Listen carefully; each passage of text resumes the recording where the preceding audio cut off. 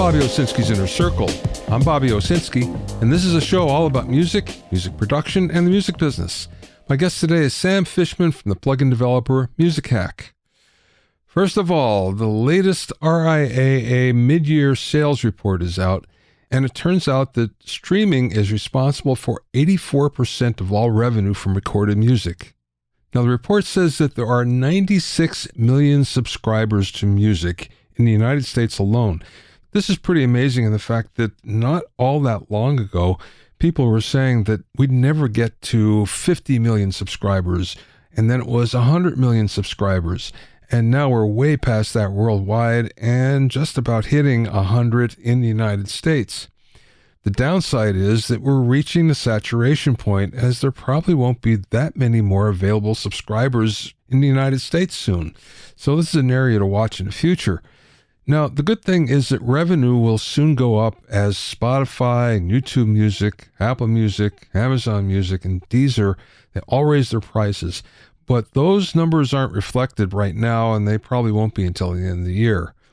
Vinyl leveled off revenue-wise, though, but it still beat CDs in units, 23 million versus 15 million. The downside there is that there are 400,000 less vinyl sales than the year before. Digital downloads are also down another 12%, and digital albums are down 12% as well. Surprisingly, ringtones and ringbacks still continue to hang around, as U.S. consumers paid more than $6 million for them in the first half of the year. That's a really good lesson for those that think that the CD is going to go away completely. Some formats just continue to hang on.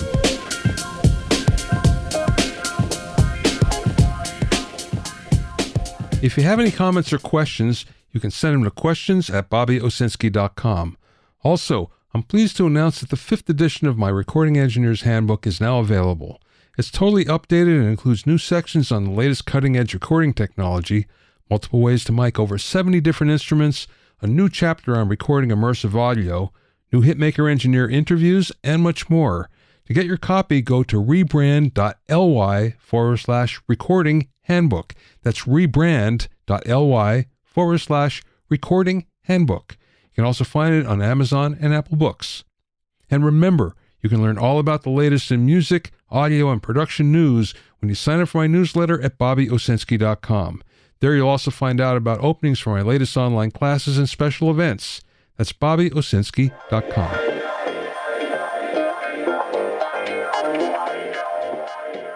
Now, this past June, famed Moog Music was acquired by music conglomerate inMusic. inMusic owns many other instrument audio and DJ brands, including Newmark, Stanton, Denon DJ, Akai, Alesis, M-Audio, Marantz, and Air. Even though Moog is an iconic synthesizer manufacturer, it had been struggling with supply chain disruption and material shortages before the sale. The company raised the cost of many of its already expensive synths in the past year, and the reason why was because of the business difficulties it was going through. The hope was that Moog would be able to chug along making synthesizers in Nashville, North Carolina, only with much greater resources thanks to inMusic's much deeper pockets. That will not be the case, though, as last week inMusic fired most of Moog's production and shipping staff, which probably means that production of Moog synths will soon be done in Asia. The rest of the Moog staff is also fearful that they're going to be next. We hate to see people lose jobs and then have those jobs shipped overseas. Not only that, Moog was part employee-owned, and that ended with the inMusic acquisition. The positive spin on this is that the legendary brand and products are going to continue. The bad part is that the company will be changed forever.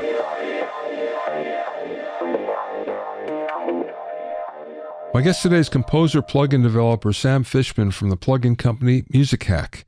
Musik Hack is the brainchild of both Sam and Grammy-nominated producer and engineer Stan Greene. Their first product is the innovative mastering plugin Masterplan.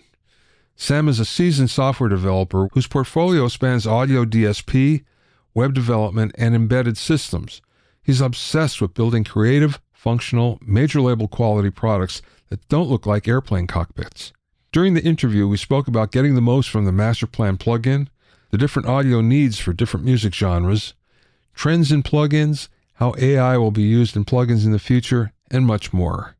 I spoke with Sam via Zoom from his office in Los Angeles.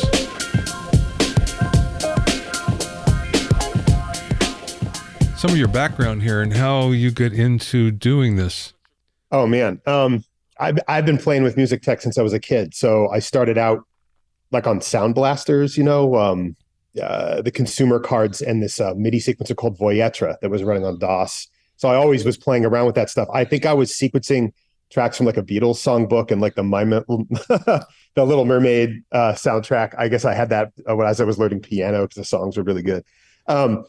And then I just kept it with me my whole life. I learned to play piano, but I kind of fell off the lessons. And then I went to school for music composition because I just really fell into that. I got a 4-track and started playing with VSTs in high school and the early Propeller Head software. I was into electronic music a lot. So I played with Rebirth before Reason and all that. And so I had changed my course. I was going to be a philosophy guy. And then I was like, you know what? Music. So I studied music composition, and I was introduced to the kind of Miller-Puckett type languages. So Max MSP and Pure Data and stuff like that. And I loved messing with that in all sorts of ways. And that kind of just carried it through for me. In my adult life, I kind of hopped back and forth away because I could never at first figure out how to really make a living in the music industry. I think everyone takes a different journey there. Essentially what happened is I became a software developer in order to make a living when I didn't know how to use my love for music to feed me, to keep the lights on. And I finally just decided, you know what, it's time to fuse them a few years ago. And I brought back all that knowledge that I had from the kind of graphical programming languages and time spent in production camps and stuff like that with what my day job was. And I'm really glad I did it, I guess. It was a long route. Yeah. Where did you go to school? It's University of California, Santa Barbara. So just up the road. And they have a creative studies program where they give you a lot of freedom. And so, I got to do things like make a prepared piano by putting clay and nuts and bolts in it. I don't think there's a lot of universities that would allow that. So it was, I got to play around a lot and had a lot of leeway. I don't mean it's just, and so that was really formative, and it got me into trouble because I was trying so many unique things that at some point they had to sit me down and be like, look, Sam, you have to notate some music and have it judged in order to graduate. So stop playing on the computer, which I took offense to at the time, but I realize why now. I went there because I told them I wanted to teach me this thing, and here I was doing another thing. They can't help me learn that other thing. So of course they wanted me to do the thing they could help me with. And so I did it. And I ended up where I am. Okay. So now let's come fast forward here. So you're working as a software developer. And what kind of software, by the way?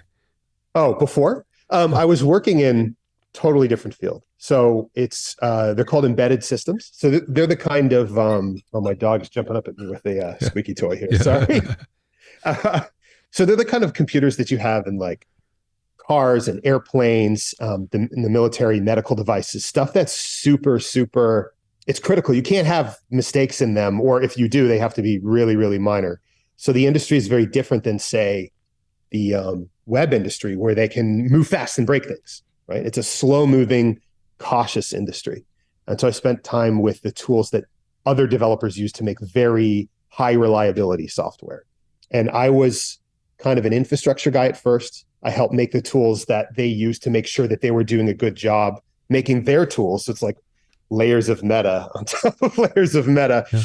And then I moved into actually helping making testing software, but I was working on the software itself. So helping people collect analytical data about the way they were doing their testing to make sure that by the time they would sell this testing software to, say, Toyota or Porsche, or I don't know who, or medical devices company. And by the time that company was putting their stuff into cars or medical devices, they had a fair degree of confidence that what they had made was safe.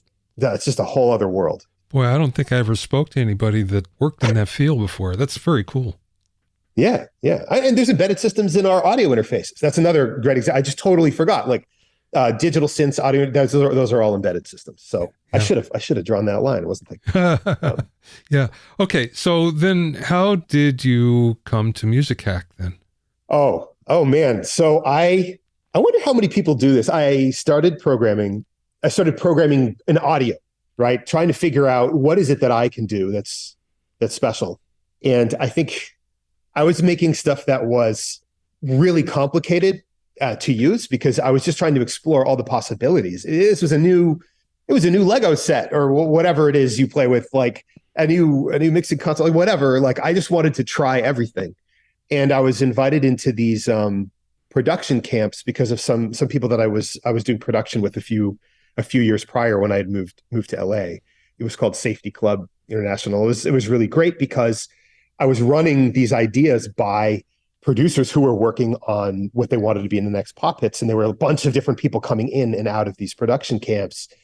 And I learned very quickly, like people that are working on this kind of music, they want to really know, like, oh, if I turn this knob, I want to hear what it does very quickly because I want to move on to the next knob. I want to know like how I can do this kind of thing. And I realized like, okay, I have no idea how to design a product.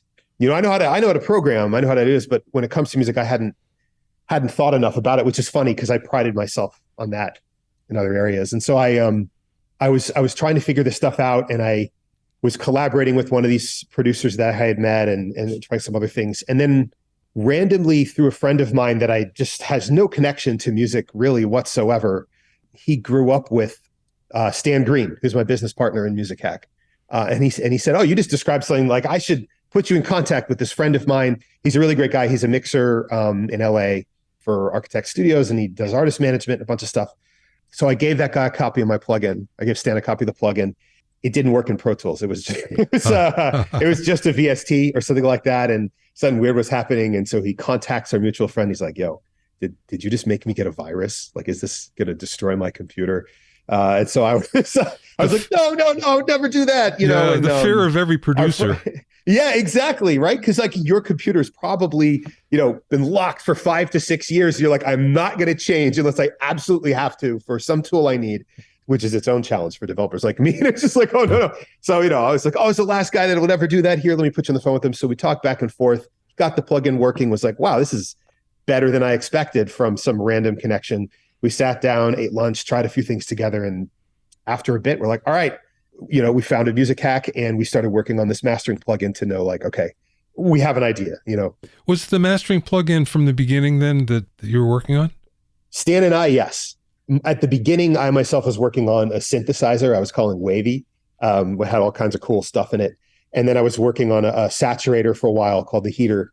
And that product is, it's in the background for now. And that's the one that I shared with Stan. But he from the very get-go was like, I have a mastering chain. I know it's good. Let's make every component of it perfect and then make them sing together. So we did it. Like I was telling you, I've played with it. It's very cool. No, thanks. But there's a lot of competition. Right now, there's a lot of mastering tools out there. And a lot of them are built the same way. They're built along the lines of a mixer or a mastering engineer's signal path. And everybody has one that's slightly different. Some are more aggressive than others. It's an interesting path to go down. But that being said, it's also one that so many people want these days because they want to bypass mastering if they can.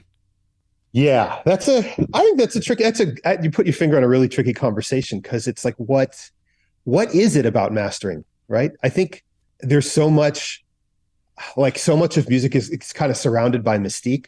And I feel like mastering is one of those processes that is for the longest time been the most deeply shrouded in the mystique, Yeah. There's lots of things that have, we've kind of uncovered ways to make them more accessible. But mastering is something that I think most everybody holds with great reverence. And so it's when you're trying to tackle that kind of thing, it's really important to be like, okay, well, what am I doing for mastering? Am I helping people bypass mastering? Am I helping mastering engineers get more efficient? Am I helping engineers that do, let's say, mixing now be able to provide mastering for their service offering? And they can say, hey, look, I can master your track too. The thing we can't do, no matter how I make the product with Stan, we cannot replace the skills or the ears of an excellent mastering engineer. We can do the best we can to make it possible for someone to get the results that someone like that could get, given a really good set of tools. But I think that one thing you can't do is really replace kind of, the skill in the ear of somebody who knows what to listen for. And that's something especially I learned when developing the plugin with Stan, is that I have to learn how to listen for certain things in order to make the DSP right, because he'd ask for something, I would work on it, send it back. And it's kind of this magical thing where you have to talk a fair amount to understand. I did, in order to understand what is it that I really need to listen for. Why am I making this mistake? I can make programming mistakes all the time. It'll just crash the computer. But if I make a design mistake in terms of how something sounds, I need somebody to step in there and be able to give me examples and show me. So that's one thing. But what that means for the product is we want to make a tool that kind of does it all. It streamlines the process for people that know what they're doing and want to work in the box. If you're a mastering engineer that wants to work out of the box, you got to do it. Go for it. Like, you have that gear that gives you that sound, do it. But if you work in the box, we want to say, hey, you don't need 8 plugins anymore. You can use this one. It's got the things that you need. It's tuned to the things that you're listening for.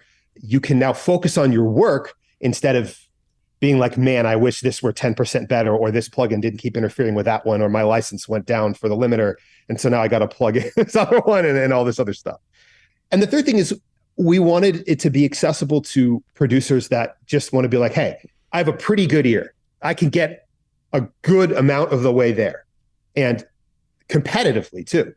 But I don't want to spend 45 minutes trying to figure out how to twiddle the attack and release on a limiter, because I don't want to pride myself on how technical I am. I want to pride myself on my creativity and my ear and the sound that I could get. And that's why we named our controls loud, wide, high, low, thick. Because instead of thinking about the tools in terms of specifically how they're manipulating the sound, so attack and release, the ballistic circuit of a compressor would be a perfect example. I want people to think of, like, do I want the sound to be louder or not? Do I want it to sound wider or not? And then listen to their ears and say, okay, that's too wide. It's beginning to sound like it's underwater. Or I'm pushing the loudness too hard. It's distorting. So I really don't like that. And I think that will allow people that are on those levels to be like, to trust their ears more, rather than, having to dive through a lot of information, some of which is questionable and some of which is not, about how to achieve those results. There's a lot to unpack here. One of the things that producers and mixers especially face is the fact that they almost have to self-master. Because if you send a mix out that isn't as loud as what people are used to, they're going to call you on it and say, this mix doesn't sound as good, when what they mean is it's not as loud. So they need a tool in order to at least get it in that ballpark at that level. And then there's the second problem, where if you do that, then you're scared to death to take it off if you send it to mastering, because you already had a client that signed off on it. So it's brutal. Yeah. So you're stuck in the middle there. And now when I visit mastering engineers, I watch, and they get in basically self-mastered tracks that they have to make just a little better if they can. And that seems to be the way it's going these days. Yeah, it sounds to me that it's also related to people giving out advice that you should mix into kind of one of these master buses, right? And I think that people fall on either side of the fence on that. But the more people do that, the more they're kind of cranking it before it gets to the mastering engineer. And then I think Mark Abrams from Pure Mix was taking a look at this, and he said something like, now when I get a mix from a client that's just like ungodly loud already, the fear, he didn't say this, I'm paraphrasing him now, but it's like the fear hits where he's like, I need to make this sound good, but if I make it sound good and I can't push the volume, they're going to reject it because it's not going to sound loud. And that's a scary thing, because you want to be proud of your own work, but you also need to please your client. And one of the comments he made about Master Plan is he was a little bit less afraid because he could push the volume and it didn't seem to destroy some of the work that he was doing. I think not everyone will have that experience, because everybody does different things in their mastering chain and wants different things out of their music. So you might select a mastering engineer based on a sound they have, right? I mean, that's, kind of the God Particles angle is like, we got, a couple controls, but mostly one knob. And like, if you love that guy's sound, you get this plugin and then you can do that. So less flexibility, but whatever. So I don't know. I can rant too much, so I got to stay focused here. But I think that's a challenge to look out for. And so providing people with clean loudness is a big challenge. But with that's also the educational problem of, you have to listen. We put the unity button on there for a reason. And that's, if you just crank the volume, I don't care what limiter you're using. You could use our limiter, which I'm of course proud of. You could use Pro L2. You could use FGX. You could use anything. when you crank it, if you're not paying attention and you're just listening to loudness, like, it's something bad's going to happen to that audio, and you should be paying attention. So pay attention, Yeah, that happens a lot. One of the things that I've noticed and admired about mastering engineers when I've sat and looked over their shoulder while they were working was how little they actually do to get great results. So you look and you go, oh, wait, that's half a dB here and a quarter dB there. And why does it sound so much better? That's a dB of limiting here and it's a dB of compression. Why is it so much better? And I think one of the problems with plugins is that if you're inexperienced, it's really easy to crank the hell out of them and destroy your mix, basically, not understanding that, less is more. Yeah, I agree. And we put that in we try to put a lot of information in our user manual saying as much, kind of like, hey, don't even worry about the bottom row buttons. You should play with the top four, kind of work them subtly each until you get something you like. And then mess with the bottom row only if you hear a problem or you're going for something specific. It's really hard with a new toy not to try to throw it at everything. And not only that, throw every feature of the toy at everything. And that, kind of what I was saying earlier, that's part of the restraint and experience that you learn as a mastering engineer, that no one can sell you that in terms of an instantaneous win, right? I think there's some AI companies claiming that, but it just doesn't sound the same to my ears. I think that, that's something you have to develop, and using your ears is really important. And I think it's worth people learning to use their ears in conjunction with whatever tool it is they've decided is like their ergonomic fit, right? Yeah, I think the other thing really is, if you're going to use anything well, you should have a reference point, meaning listen to something that sounds really good already, and then compare what you're doing to it, and is it better or worse? And that's what many, especially inexperienced mixers and producers, fail to do. But it's absolutely critical. Yeah, I think maybe if we made like a little tutorial video that just showed people, hey, leave Unity on the whole time and then just toggle that bypass button. And you're like, okay, I'm working with Unity gain. I'm making sure that I'm not doing something crazy. And I just, first of all, not even a reference against anything else, just a reference against what did it sound like coming in? Am I truly at equal volume making it better? And then you only pop Unity off at the very end when you're like, all right, cool, I'm confident. I think that is one thing that could go a long way to get people in the habit of doing. Yeah, it still takes restraint and discipline, I think, no matter what you're using.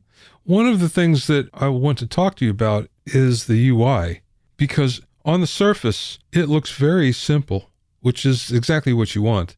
However, there's a lot more going on under the hood that's easily accessed, if you want, that makes a lot of sense. It's not pushed in your face, which so many of there's one plugin, especially by a very famous mastering engineer, that looks like it's the cockpit of a space shuttle. There's so much going on that nobody in their life, except for that one person, could ever make it work. In this case, it's like, oh yeah, no, wait, this is easy. This will do it, no problem. So how'd you come up with the UI? Lots of iterations with Stan. So essentially, it's kind of cool when I'm working on something, I might have one component of the thing. So let's say the smooth part of the compressor. It's just a very subtle effect. I might have like 10 different dials to sort of tweak it in so we can set it where it makes sense as a very good general, just last little kiss compression where you don't want to really go too much. So the two of us can refine it together, and then we can sort of cement it into place once we found something. There's a few approaches you can take to this. One, you could leave all the controls out there. Then you end up with a spaceship cockpit.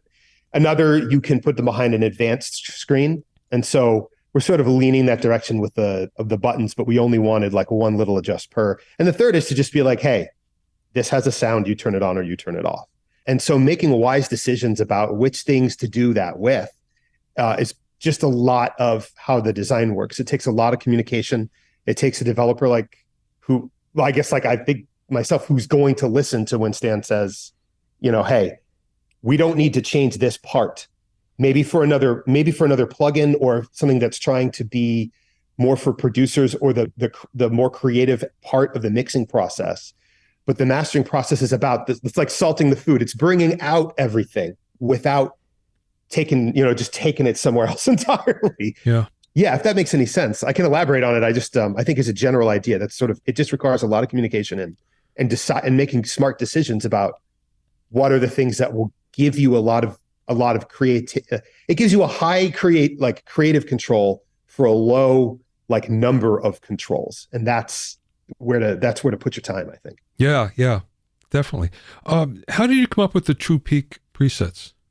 Oh, so those are just a simple thing that pops down the output by one dB. We're working on some more stuff related to that to try to clamp down a little more.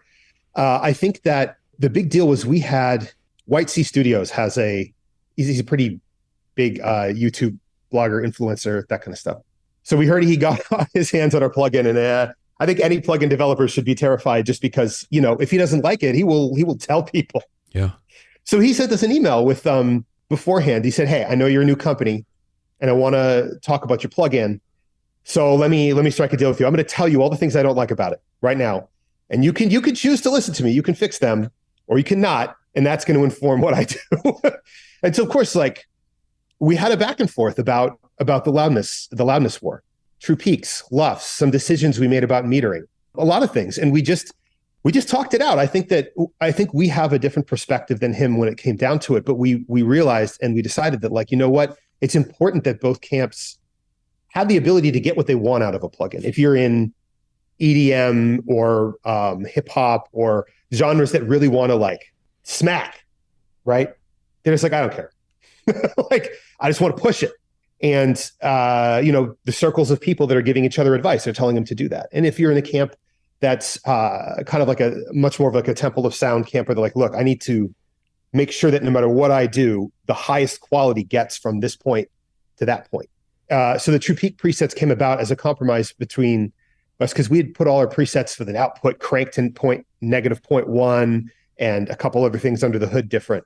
And so you know what, we like the sound of our presets, so we're going to provide alternatives that are more aware of and try to push back on it, so that no matter what camp you're in, you have a good decision you can make. And it's not like the plugin isn't speaking to you, because we didn't want people we think our plugin's really transparent and clear, and we didn't want people that were that cared about this purity standpoint to avoid it simply because it wasn't hitting something that's a metric.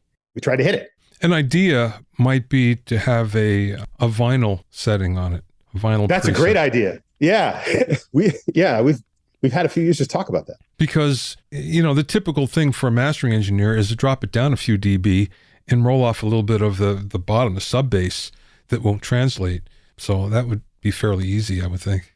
Yeah, we just we'd probably gather some advice. I don't know if Stan is mastered for vinyl, but we could probably gather advice from a few different vinyl mastering engineers, get the lay of the landscape and see. Sure. Yeah. The other thing I really liked was I forget what you call it, but there's a switch over on the right where you could set it for, let's see, it was dim and NS10 and band and phone and mono.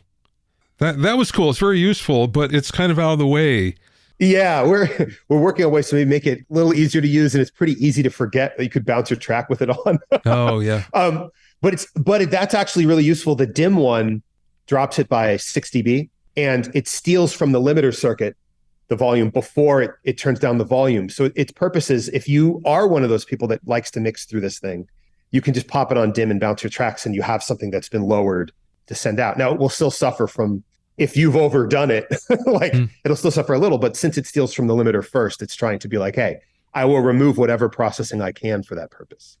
But it also has phone, for instance, was useful, and NS10. Those settings were, I thought, very cool. I don't know how close they are, but close enough. Yeah, NS10 is decent. I want to do something more on phone. I think the phone is it's a little shrill for how modern day phones are. I could probably tweak that particular algorithm a bit. Yeah, I thought so too. Definitely. Okay, here's a philosophical question for you. Sure. Where do you see plugins going in the future? What's the trend? That's a good one. I feel like I see two different routes diverging. I think that the current route of it's the latest version of a legendary piece of gear is going to continue forever. I think that essentially, no matter what new technology comes out or whatever, there will always be a market for it's the new best 1176 thing. I think we can't kill that. And that makes me a little sad because it's like how, where are the diminishing returns? And like, it's great, but it's sort of like with computers, we've opened up this whole new set of avenues and we should be exploring like, what else can we do? And to that end, I think that we're going to see more and more plugins that are working towards kind of how can I express myself through this plugin without knowing as much about the technicals of the sound? That's kind of a cheesy way of putting it because I'm trying to think of a better way of. It's like I want people to, as a plugin developer, I want people to be creative, and I think a lot of other plugin developers feel this way. They want to just open people up to be able to just express themselves through the tools they're making, and that's the ultimate joy. Like I see somebody that is playing a guitar. If I could make an instrument, seeing someone play that instrument is what would make me happy. And I think that for me personally, watching artists play with plugins just gives me great joy because they are living through that thing when they're using it. It doesn't mean I don't feel the same way about mastering and mixing. In fact, it's almost the same thing. It's like every artist, whatever, wants a tool that's an extension of themselves. And up to a certain point, lots of tools, they provide you with an interface that tells you what it is they're doing to the sound on a technical level. And I think that we'll see more and more creative interfaces and things that are trying to tell you what it's doing with the sound on a metaphorical level or on a utility-based level. And the challenge going forward is going to be, how do I balance that simplicity of description with expressiveness and creativity? Because if I make something that's too simple, I've now hamstrung the artist or the artisan or however this person wants to think of themselves. But if I make a bad metaphor or have too many controls, we're back at I only have so many fingers and hands I can use to operate something at the same time. And reaching that elegance is really hard. And I think as time has gone on, I've seen people try more and more and more and more and more creative things in plugins to try to show people what it is they're doing to the sound. And I think things are going to keep going that way. And that's going to open up expression to people who are less and less, let's say, classically trained in the technicals of the audio. Whether that's a good thing or a bad thing, I don't know, but it does democratize being able to manipulate sound. And I think that that's good for, I don't know, I think it's a good thing. That's where I see him going. What's your take on how AI plays into this? Yeah. AI is it's a foot gun. But it's the opposite kind of foot gun as the airplane cockpit. You could be lazy with it, or you could be really creative with it. I think I don't even know what this manufacturer was, but I saw an ad campaign that I really liked, and it said something like, enhance your creativity, don't automate it. That's good. And I don't know who that was. Whoever it is, if you're listening, thank you for saying that, because I think it's a great thought. I think that AI will succeed whenever it helps us express ourselves by getting rid of some minutiae. I think that's the deal. I think whenever we rely on it to do something instead, in the domain of mastering, that would be like tossing a track, it masters it for me, and I just submit it.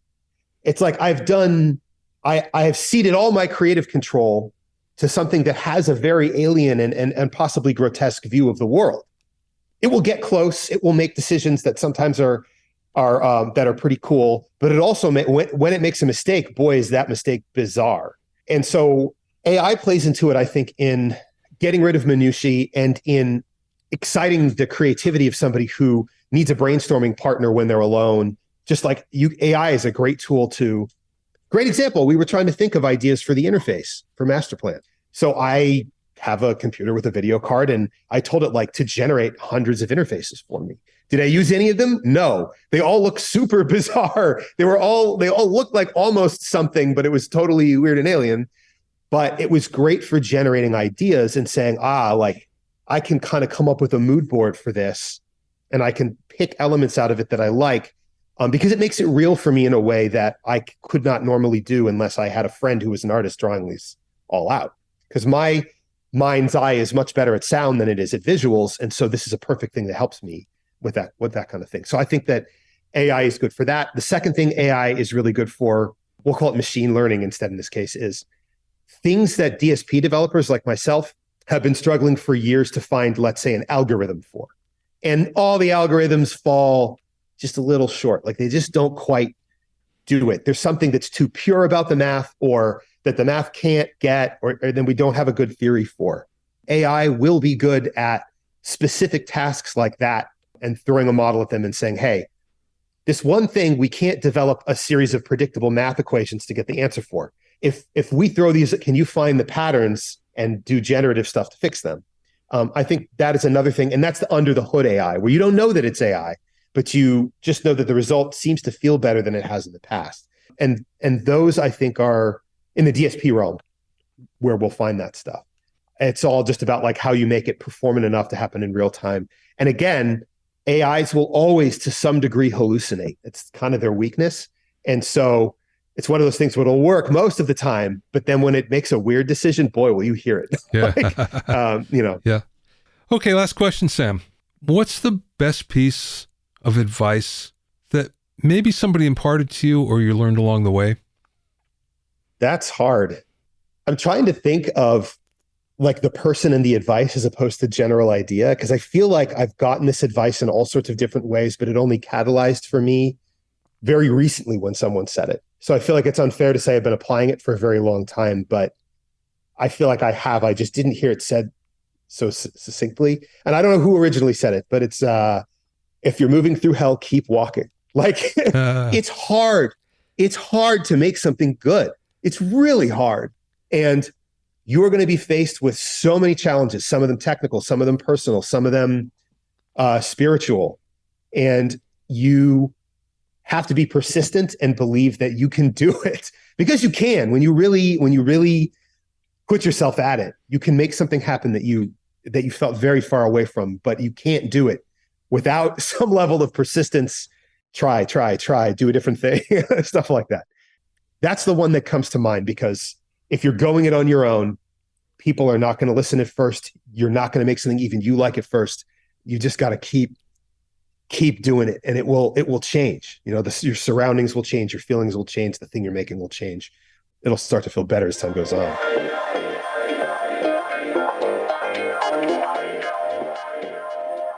You can find out more about Sam and Masterplan at musichack.com. That's Musik Hack, MUSIK HACK, Musik Hack, all one word, .com. Thanks for listening and being in my inner circle. Remember, if you have any questions or comments, you can send them to questions@bobbyowsinski.com. You can also learn all about the latest in music news, audio, and production news when you sign up for my newsletter at bobbyowsinski.com.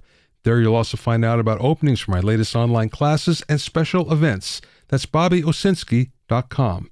To listen to the episodes of Bobby Owsinski's Inner Circle, go to bobbyowsinski.com and select the podcast tab, or go to bobbyoinnercircle.com, or you can find it in Apple Podcasts, Amazon Music, Stitcher, Mixcloud, Google Podcasts, Spotify, Deezer, TuneIn Radio, Radio Public, and Podbean.